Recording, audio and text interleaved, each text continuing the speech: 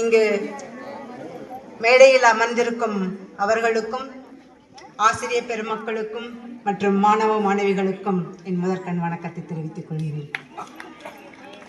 நானும் உங்களைப் போல் ஒரு சிறு கிராமத்தில் இருந்து வந்தவள்.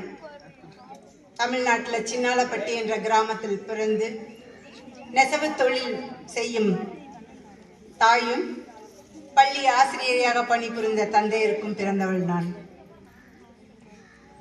முதற் படிப்பு சின்னாலப்பட்டியிலும், உயர்தர கல்வி +2 வரைக்கும் saint Joseph's girls higher secondary school திண்டுக்கல்லையும் படித்தேன். 10ஆம் கிளாஸ் வரைக்கும் தமிழ் மீடியம் தான் படித்தேன். +1 +2 மட்டும்தான் இங்கிலீஷ் மீடியம்.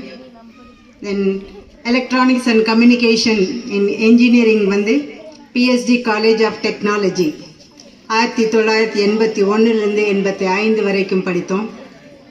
அது முடித்தவுடன் இந்திய விண்வெளி ஆராய்ச்சி கழகம் தான் என்னுடைய முதல் இன்டர்வியூ. நான் பணி புரிந்ததும் அங்குதான். 38 வருடங்கள் இந்திய விண்வெளி ஆராய்ச்சி கழகத்தில் பணிபுரிந்து போன்ற வருடம் ஓய்வு பெற்றேன். என்னுடைய வாழ்க்கையை திரும்பி பார்த்தால் எல்லாரும் பேசுகிறீங்க, இன்னைக்கு சுதந்திரம் பெற்று விட்டோமா? நான் என்னுடைய ஸ்பேஸ் துறை, அந்த விண்வெளி துறையை எடுத்துக்கொண்டால் நாம் எவ்வளவோ முன்னேறிவிட்டோம் என்று நான் பெருமையாக சொல்லிக் கொள்கிறேன். ஒரு சிறிய ஆரியபட்டா என்ற சேட்டலைட்டில் தொடங்கி இன்று வானத்தில் 2 சேட்டலைட்களை சேர்க்கும் ஸ்பேடெக்ஸ் மிஷன் ஆகட்டும், நம்முடைய சுபான்சு சுக்லா இன்டர்நேஷ்னல் ஸ்பேஸ் ஸ்டேஷனுக்கு போய் வந்திருக்கிறார். அவரை இன்னும் நம்முடைய ராக்கெட், நம்முடைய விண்கலத்தில் நாம் அனுப்புவதற்கு ரெடியாகி கொண்டிருக்கிறோம். எந்த துறையை எடுத்தாலும் எங்கள் துறையில் அது ராக்கெட் ஆகட்டும், அதாவது சேட்டலைட்டை எடுத்துக்கொண்டு விண்கலத்தை செயற்கைக்கோளை எடுத்துக்கொண்டு செல்லும் விண்கலத்தை பண்பவரும் நாமளே. இது எல்லாத்தையும் நம்ம வெளி ஊரிலிருந்து பண்ணோம். ஆனால் இப்போ நாமளே தன்னிறைவு அடைந்திருக்கோம்ங்கிறத பெருமையாக சொல்லிக்கலாம். ஏன்னா நம்ம ராக்கெட்டை, நம்முடைய சேட்டலைட்டை 2 விதமான இடத்துக்கு அனுப்புது. ஒன்று குறைந்த தூரம், அது நாங்கள் ரிமோட் சென்சிங் சேட்டலைட்னு சொல்லுவோம். இன்னொன்று 36,000 அடி உயரத்தில் வைப்போம், அது கம்யூனிகேஷன் சேட்டலைட்னு சொல்லுவோம். ஸோ நான் வேலை பார்த்தது கம்யூனிகேஷன் சேட்டலைட். இன்றைக்கி நம்ம வெளிநாடுல நடக்கிற நிகழ்ச்சிகளை உடனுக்குடன் எப்படி தெரிஞ்சுக்கிறோம்? இதெல்லாம் சேட்டலைட் மூலமாக தான் நடக்குது. பேசுறது நம்மளை விட்டு வெளிநாடுக்கு சென்ற குழந்தைகளாகட்டும், வேற உறவினர்களாகட்டும், அவர்கள் எல்லாம் எப்படி பேச முடிகிறது? மொபைல் மூலம், சேட்டலைட் தான். ஏன்னா இங்கேருந்து அனுப்புகிற சிக்னல் அந்த மேலே போய் மேலேருந்து அந்த நாட்டுக்கு சென்று திருப்பி அதே மேலே போய் கீழே வருது. இது எல்லாமே வித்தின் சொடக்கு போடுறதுக்கு முன்னாடி நடக்கிறது. இது நீங்கள் முன்னாடி பார்த்தீங்கன்னா டெலிஃபோனு, ட்ரங்க் காலு, இதெல்லாம் எங்கள் காலத்தில் இருந்தது. அப்போல்லாம் ஃபோனுங்கிறது ஒன்றே இருக்கலை. பட் ஃபோன் அனுப்பியே கண்டுபிடிச்சாங்க. பட் இருந்தாலும் இதெல்லாம் எப்படி சாத்தியமாச்சு? இதெல்லாம் விஞ்ஞான வளர்ச்சிகள் தான். இன்னைக்கு நான் ஒன்று பார்த்தேன், பெண்கள் எவ்வளோ தூரம் முன்னாடி வந்திருக்கீங்க. இன்னைக்கு எல்லா ஃபங்க்ஷன்ஸும், பாட்டாகட்டும், பேச்சு போட்டியாகட்டும், எல்லாம் பெண்கள் தான் பண்ணாங்க. ஏன் பசங்களுக்கு ஒன்றுமே தெரியாதா? எனக்கு நிஜமாவே கவலையாக இருக்கிறது. பெண்கள் முன்னேற வேண்டும். அது ஏன்னா நானுமே சொல்வேன், அன்னைக்கே பாரதியும் சொன்னார், பட்டங்கள் ஆழ்வதும் சட்டங்கள் செய்வதும் பாரினில் பெண்கள் நடத்த வந்தோம்னு. பண்ணிட்டு இருக்கோம். பட் நீங்களும் கூட துணை இருக்கணும். ஏன்னா என்னை மாதிரி வேலை பார்க்கும் இடத்தில் வீட்டில் இருப்பவர்களின் பொறுப்பு இல்லை என்றால் எங்களால் 24 மணி நேரம் வேலை செய்து முன்னேற முடியாது. எங்களோட பொறுப்பு குடும்பத்தையும் குழந்தைகளையும் கொண்டு வர வேண்டும். ஏன்னா முதிர்காலம் முன்னாடி உங்களால இருக்குது, அது பெண் கையில் தான் இருக்கிறது. பட் பெண்ணுக்கு துணை சேர்க்கிறதுக்கு பையன்களும் வேணும். எல்லா விஷயத்திலும் நீங்களும் போட்டி போடணும். இப்போ பெண்கள் நிறையவே முன்னேறிட்டாங்க. அதே அளவுக்கு நீங்க கீழே போயிடக்கூடாது. ஒன்று ப்ரோக்ராமாவது நான் வரும்னு பார்த்துட்டு இருந்தேன், ஒரு பசங்க கூட பண்ணல. ஏன்? இந்த நிலை மாற வேண்டும் அடுத்த வருடம். ஓகே, அவங்க அவ்வளோ பேசுறாங்க, பெண்ணுங்க ஆங்கிலத்தில் பேசுறாங்க, தமிழில் பேசுறாங்க. ஏன் உங்களால முடியாதா? நீங்களும் பண்ணணும். முதல்ல எல்லாம் பண்ணலையே நான் ரொம்ப வருத்தப்பட்டுட்டு இருந்தேன். பட் இந்த பர்டிகுலர் ஸ்கூலை பார்த்தா எனக்கு ரொம்ப பெருமையாக இருக்குது. ஏன்னா பெண்களே எல்லாத்துலேயும் பண்ணுறாங்க. So keep it up. But next time நீங்களும் டஃப் காம்படிஷன் கொடுக்கணும். ஏன்னா ரெண்டுமே இருக்கணும் உலகத்தில். ஸோ வாழ்க்கையில் நமக்கு வாய்ப்புகள் எப்போ வருதுன்னு தெரியாது. கிடைத்த வாய்ப்பை பயன்படுத்தி கொண்டு தான் நம்ம முன்னேற வேண்டியிருக்கும். அதுக்கு என்னுடைய வாழ்க்கையவே ஒரு உதாரணமாகவும் சொல்லலாம். ஏன்னா இஸ்ரோவில் ஜெண்டர் பயாஸ், பெண் ஆண்கிற தகுதி இவங்களுக்கு கொடுக்கலாமா வேண்டாமாங்கிறதெல்லாம் கிடையாது. எல்லாரும் ஒரே இது. ஒரு மீட்டிங்கில் உட்காந்தா யார் வேணாலும் எந்திரிச்சு பேசலாம். அந்த அளவு சுதந்திரம் இஸ்ரோவில் இருக்குது. ஒரு சேர்மன் உட்காந்து மீட்டிங் நடத்தினாலும் லோவஸ்ட் லெவல் இருக்கிற இன்ஜினியர் கூட எந்திரிச்சு, சார் இந்த தப்பு இப்படி பண்ணால் சரியாகும் அப்படின்னு சொல்லி நம்ம சொன்னோம்னா அதை கேட்டு எங்களை முன்னாடி வழி நடத்துகிறாங்க எங்கள் இஸ்ரோவில். அண்ட் இஸ்ரோவில் எந்த வேலையாகட்டும் டீம் ஒர்க். ஏன்னா ஒருத்தரால் எந்த வேலையும் பண்ண முடியாது. ஸோ டீம் ஒர்க்குங்கிறது ரொம்ப ரொம்ப இம்பார்ட்டண்ட். அது நீங்கள் சந்திரயான் 2லேயே எல்லாரும் பார்த்துருப்பீங்க. எப்படி ஒர்க் பண்ணோம், என்ன மாதிரி பண்ணோம், எப்படி இருந்தது. அந்த நைட்டு எல்லாருமே உட்காந்து பார்த்துட்டு இருந்தீங்க கரெக்டாக. அந்த லேண்டிங் டே 6 செப்டம்பர் மிட் நைட் எல்லாருமே அவளோடு எதிர்பார்த்துருந்தீங்க. நானும் அவளோட தான் உட்கார்ந்துருந்தேன். ஏன்னா நிறைய புதுவிதமான உபகரணங்களை எல்லாம் பண்ணியிருந்தோம். ஃபஸ்ட்டு டைம் லேண்ட் ஆகணும். நார்மலாக சேட்டலைட் அனுப்புறதெல்லாம் எங்கள் டெக்னாலஜி ஈஸியாகிடுச்சு. ஏன்னா அதை பற்றி இன்னொரு நாள் நான் கரெக்டாக விரிவாக எப்படி சேட்டலைட் அங்கே அனுப்புனா அப்படியே இருக்குது, எப்படி சுற்றிட்டு வர்றது, அது என்னென்ன வேலைகள் பண்ணுறதுங்கிறத நான் இன்னொரு நாள் உங்களுக்கு பாடம் எடுக்கிறேன். இப்போதைக்கு இந்த சந்திரயான் 2க்கும் சந்திரயான் 3க்கும் எப்படி வேலை நடந்தது, எப்படி சந்திரயான் 2 ஃபெயில் ஆச்சு, அந்த ஃபெயிலிருந்து எப்படி நாங்கள் சந்திரயான் 3ல கற்றுக்கிட்டு முன்னேறணும். இது இஸ்ரோவில் விண்வெளி ஆராய்ச்சி துறையில் எல்லாமே டெஸ்ட் பண்ண முடியாது. ஏன்னா விண்வெளியில் என்ன இருக்குது, வெற்றிடம் இருக்குது, கிராவிட்டி இல்லை. எல்லாத்தையும் நாங்கள் கீழே சிமுலேட் பண்ணி டெஸ்ட் பண்ணால் தான் நாங்கள் மேலே அனுப்ப முடியும். பட் சில விஷயங்கள், ஒரு கார் போயிட்டுருக்கு, அது ஸ்பீடாக போயிட்டுருக்கிற காரை நான் பிரேக் போட்டால் காரு ஸ்லோ ஆகிடும். அதே இது விண்வெளிக்கு அனுப்பின ஒரு கிரகணம், அதாவது நீங்கள் படிச்சிருப்பீங்க சந்திரயான் 2 பற்றி, ஆர்பிட்டர், லேண்டர், ரோவர்னு இருந்தது.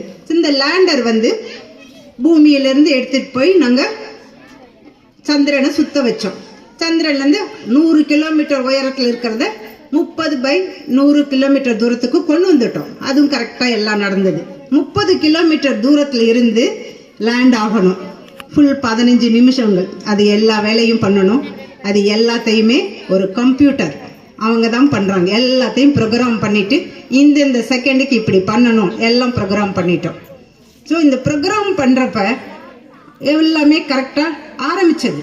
ஃபஸ்ட்டு 10 நிமிஷம் எல்லாமே கரெக்டாக நடந்தது. 10வது நிமிஷத்துக்கு அப்புறமேல சில ப்ராப்ளம்கள்.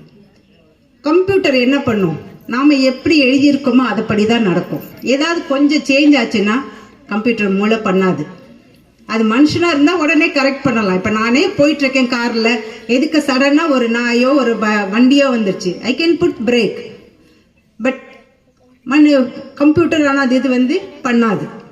அண்ட் ஏதாவது பண்ணிருந்தோம்னாலுமே ஃபஸ்ட்டு ஒரு பிளான், 2வது பிளான், 3வது பிளான், அந்த மாதிரி கொஞ்சம் பிளான் பண்ணியிருக்கணும். பட் நாங்கள் என்ன பண்ணணும்னா ஒரே பிளான் நல்லா ஒர்க் ஆகும், ஏன்னா நல்லா டெஸ்ட் பண்ணியிருக்கோம் ஒர்க் ஆகும்னு சொல்லிட்டு ஒரே பிளான் பண்ணிட்டோம்.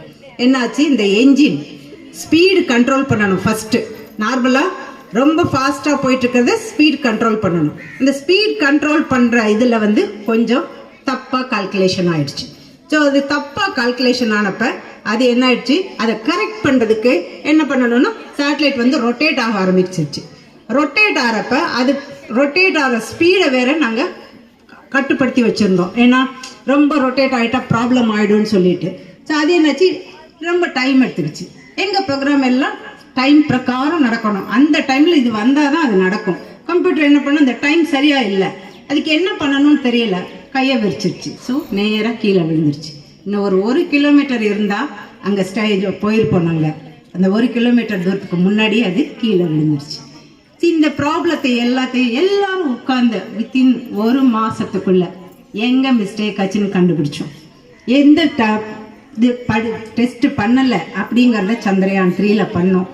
எல்லாத்தையுமே கரெக்டாக டெஸ்ட் பண்ணி அன்னைக்கு லான்ச்சுக்கு போனப்போ ஆகஸ்ட் 23 சாயங்காலம் 5 மணி இருந்து 6 மணி நான் அன்னைக்கு கையில் ஸ்வீட்டோட போனேன். ஏன்னா எனக்கு தெரியும் எல்லா வேலையும் நம்ம பண்ணியிருக்கோம், இந்த தடவை கரெக்டாக லேண்ட் ஆகும்.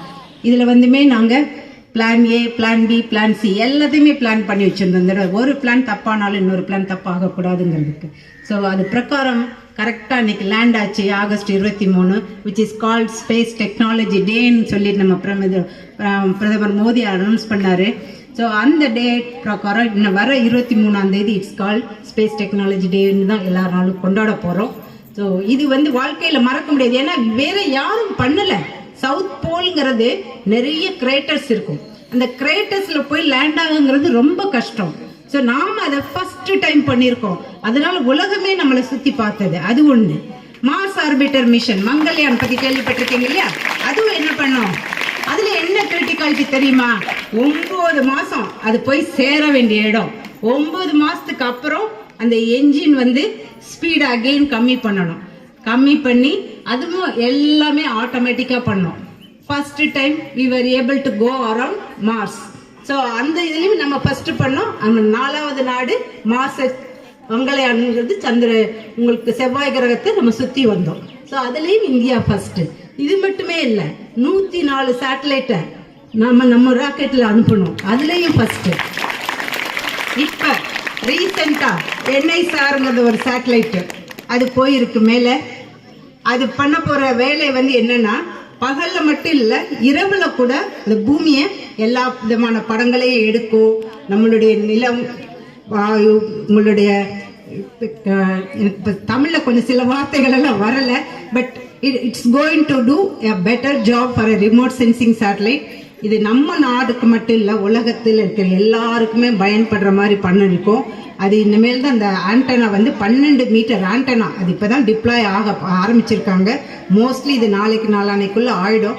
அது ஆச்சுன்னா நம்மளுடைய இது ஃபுல் பூமியை 12 நாளுக்கு ஒரு தடவை அதே இடத்துல வந்து அது ஸ்கேன் பண்ணி என்ன இருக்குன்னு கண்டுபிடிச்சிக்கலாம். ஸோ இது is going to be useful for everybody. இது மட்டுமே இல்லை, அஸ்ட்ரோநாட் பற்றி ஃபியூச்சரில் 4 அஸ்ட்ரோநாட் ஆல்ரெடி செலக்ட் ஆகிருக்காங்க. தெரியுமா உங்களுக்கு? 4 அஸ்ட்ரோநாட்ல ஒருத்தர் தான் சுபான்சு சுக்லா. அவர் இப்போ போயிட்டு வந்தார் இன்டர்நேஷனல் ஸ்பேஸ் ஸ்டேஷன். எத்தனை பேருக்கு தெரியும் அவர் போயிட்டு வந்தது? பார்த்தீங்க இல்லையா டிவியில்? இப்போ நம்முடைய விண்கலத்திலையும் அவங்க பண்ண போகிறாங்க.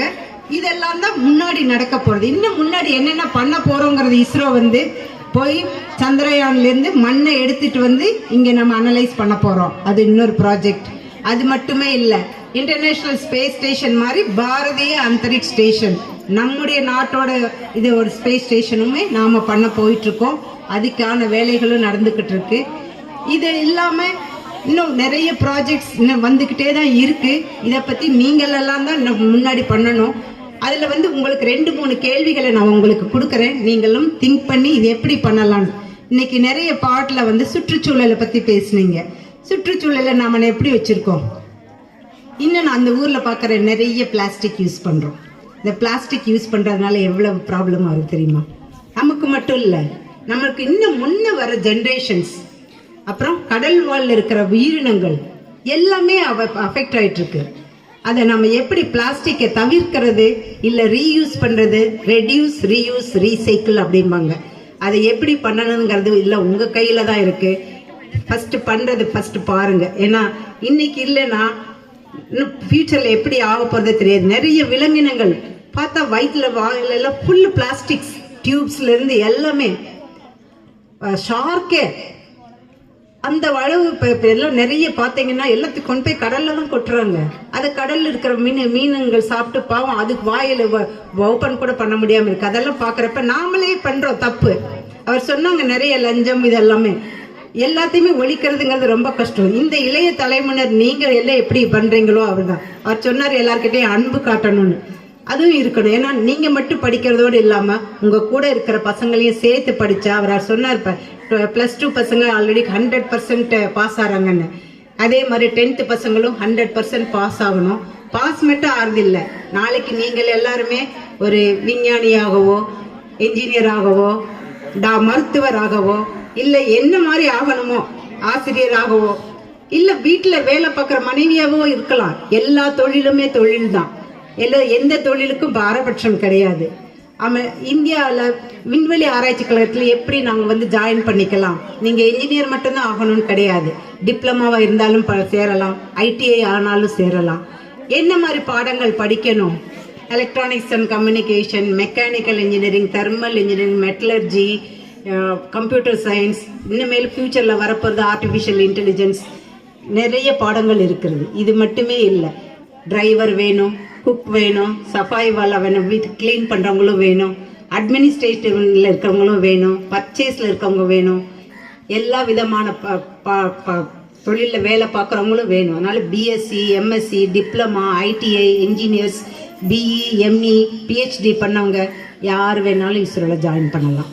எல்லாத்துக்குமே ஃபஸ்ட்டு இன்டர்வியூ இல்லை, அதுக்கு முன்னாடி ரிட்டன் டெஸ்ட் பண்ணணும். நெக்ஸ்ட் ரிட்டன் டெஸ்ட் செலக்ட் ஆனால் இன்டர்வியூவில் செலக்ட் ஆனால் உங்களுக்கு போஸ்டிங். இப்போல்லாம் த்ரூ அவுட் இந்தியாவுக்கு ஆல் இண்டியா லெவலில் தான் எங்கள் ஆஃபீஸில் இது பண்ணுறோம்.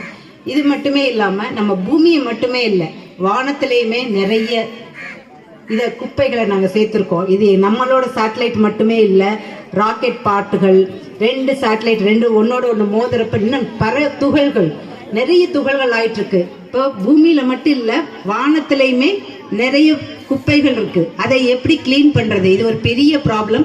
இதெல்லாம் நீங்க எப்படி சால்வ் பண்ண போறீங்கிறது 2வது விஷயம். 3வது, நீங்க எப்படி இருக்கிற எந்த பூமியிலேருந்து மேலே எதை எடுத்துகிட்டு போனாலும் அதோட வெயிட் கம்மியாக இருந்ததுன்னா நிறைய எடுத்துகிட்டு போகலாம். ஸோ வெயிட் கம்மி பண்ணுறதுக்கு என்னென்ன வேலை? இப்போ இதே மொபைல் ஃபஸ்ட்டு டைம் எடுத்தீங்கன்னா நிறைய ஃபீச்சர்ஸ் இருக்குல்ல, இப்போ எவ்வளோ ஃபீச்சர்ஸ் வந்திருக்கு, எல்லாத்தையும் இதில் பார்த்துக்குறோம். ஸோ இதை பார்த்துக்கிறதுக்கு இப்படி இருக்கிறதோ, இன்னும் இந்த மொபைல் நாளைக்கு வித்தவுட் மொபைல் ஒரு ஸ்க்ரீன் மாடல் போய் வரப்போகுது. It's going to come.